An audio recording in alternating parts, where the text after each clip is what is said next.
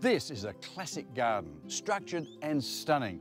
For some, the ultimate, but others, well, they may prefer something a little different. Much like interior design, green spaces can reflect your personal style. And that's what I'm talking about in Essay Life magazine this month, themed gardens.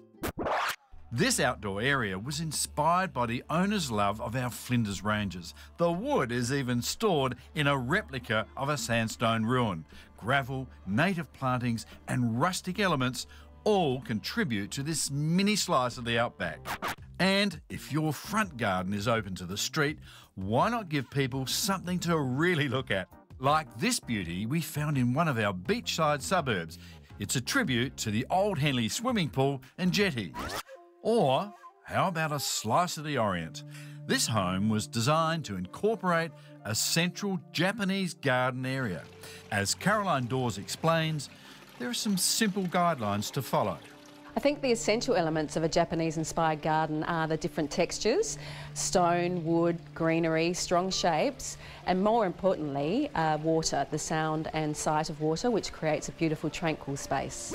David and Mel's beautiful home was designed to reflect their love of Bali. But of course, it's not that easy to create a tropical garden in our temperate climate.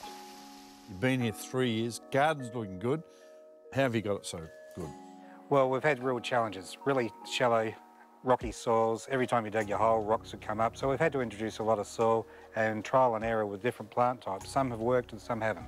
Stars, which ones have really gone well? Well, there are things like ponytail palms, cycads, liriops, hibiscus, lots of little things like seaside daisies growing underneath and things like that. Some golden cane palms have worked well and yuccas as well. Cordyline have been in there.